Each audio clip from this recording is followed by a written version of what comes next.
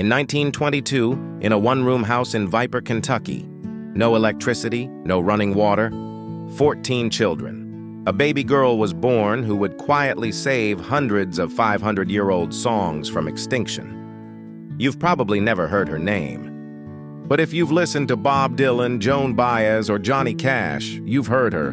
Her name was Jean Ritchie.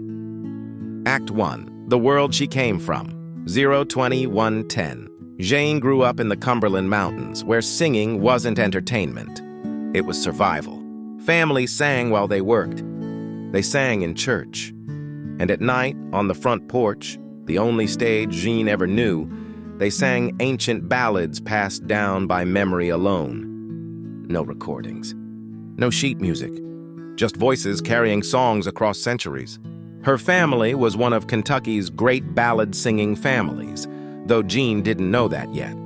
She only knew the songs, hundreds of them. By age 5, she secretly taught herself her father's dulcimer.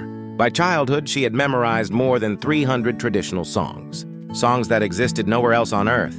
For Act 2, the songs were dying, 110-2. As Jean grew older, the world changed. Radios arrived. Young people left the mountains. Elders died, taking their songs with them. Entire verses vanished forever when their singers passed away. Jean realized something that would define her life. If she didn't save these songs, no one would. In 1946, she graduated Phi Beta Kappa from the University of Kentucky. She could have chosen any career. Instead, she chose the music. Track 3, The Bridge, 2 Bacchus 2, 50. Jean moved to New York City and began singing the songs of her childhood. Folklorists were stunned. This wasn't revival music. This was the real thing, unchanged, unpolished, ancient. Alan Lomax recorded her for the Library of Congress. Pete Seeger and Woody Guthrie recognized her instantly. Jean wasn't performing folk music. She was folk music.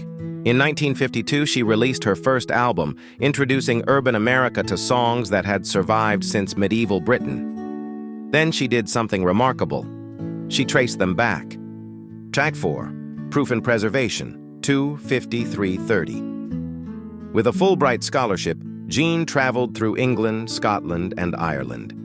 She proved that isolated Appalachian communities had preserved these songs more faithfully than Britain itself. Poverty and isolation had turned the mountains into time capsules.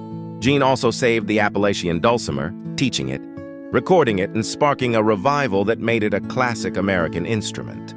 Sacré 5, The Legacy, 334.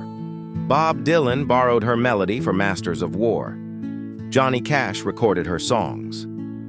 Joan Baez, Judy Collins, Dolly Parton all followed paths Jean helped clear. Yet most people never learned her name.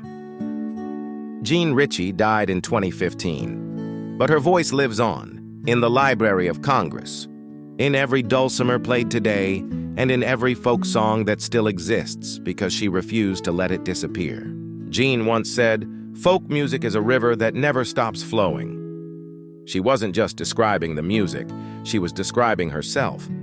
A quiet river from Viper, Kentucky, that carried beauty across centuries and made sure the world could still hear it.